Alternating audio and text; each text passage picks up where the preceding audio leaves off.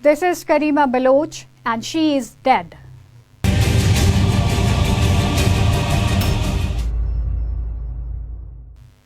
But who is Kareema Baloch and why is she important?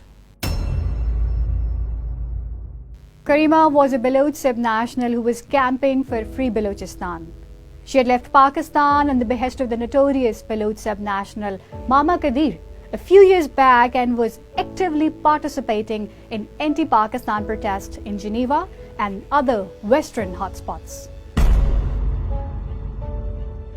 Now, when a person like Kareema dies, the most obvious entity responsible for the murder that comes to mind is the Pakistani state. Right? Wrong. Let's see what actually happened. Kareema Baloch was a hardcore Baloch subnational who appeared in numerous videos and participated in countless events to malign Pakistan. देख सकते हैं कि जो main मसला है वो पाकिस्तान है, वो जो जितनी भी चोरियां हो रही हैं, लोगों को मारा जा रहा है. She regularly accused the Pakistani state of human rights violation. What Kareema Baloch was doing for the last many years was serving the interest of India, more particularly India's premier intelligence agency, the research and analysis wing. Shri Modi ji, Rakshabandhan के दिन पे बलूचिस्तान की एक बहन आपको भाई मानकर आपसे कुछ कहना चाहती है. आपको बलूचिस्तान की बहनें एक भाई की हैसियत से मानते हैं और आपसे ये उम्मीद रखते हैं कि आप बलूच जेनोसाइड, बलूचिस्तान में वार क्राइम्स और ह्यूमन राइट्स वायलेशन के खिलाफ इंटरनेशनल फोरम्स पर बलूचों की आवाज बनेंगे. But there is something else too. On 9 December 2020, the entire world, in particular EU, was shocked.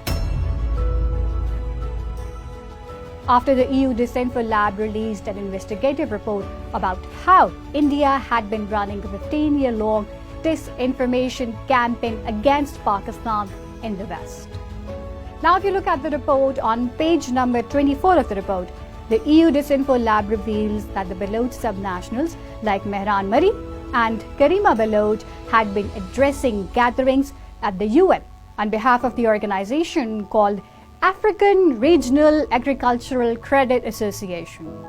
While there seems to be a real Africa active in Africa, the speeches given in Geneva by Kareema Baloch and the likes seem to be totally disconnected with the original mission of the NGO, which means that the Indian intel agencies were using the name of this NGO for providing credibility to their anti-Pakistan operations in the West. Pakistan government is supporting military officers' clubs right in our backyard over here. The very people who commit atrocities in Balochistan come down and sit in Mississauga and Toronto and form former military officers' clubs. Now, let us put two and two together. Kareema Baloch's activities, speeches, interviews and her connections leave little to the imagination about who was handling her and whose agenda was she working on. अब समय आ गया है कि पाकिस्तान को विश्व के सामने बलूचिस्तान में लोगों पर हो रहे अत्याचारों का जवाब देना होगा. The next course of action is concerned, Prime Minister also gave us certain instructions, as you know, in the all-party meeting. How those instructions will be implemented, I cannot at this stage share with you. However, MEA will do what it has to do. Ever since Kareema was exposed by name in the EU DisinfoLabs report, she ceased to be an asset for the Indian intelligence. Kareema was exposed in 9 December and she was killed on 22nd December. Within just 13 days, the Indian intelligence got rid of their exposed asset. Our resources have told us that ever since Kareema's name appeared in the EU DisinfoLabs report and her linkages with India were exposed, she was being threatened by the Indian intelligence. On 22nd December 2020, Kareema ran for her life, but she was traced down and killed in a bid to remove both the witness and evidence. Kareema lost her life, but this is the first of many dubious killings that were about to start on the Canadian soil. But why Canadian soil, one might ask? Well, here's why. And here's another why. Coming days will probably see similar incidents of lawless murders and violence. It's only a matter of time before other copies like Tariq Fateh and others will face the music at the hands of their masters.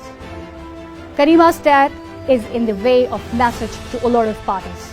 To the Canadian Prime Minister, it says, do you really want to stand against us?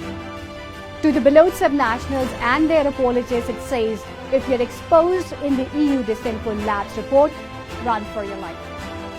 To the world, it says, although we are exposed, we are shameless, and instead of accepting that we are taking the entire world for a ride for the last 15 years, we will now kill people if we have to hush this matter.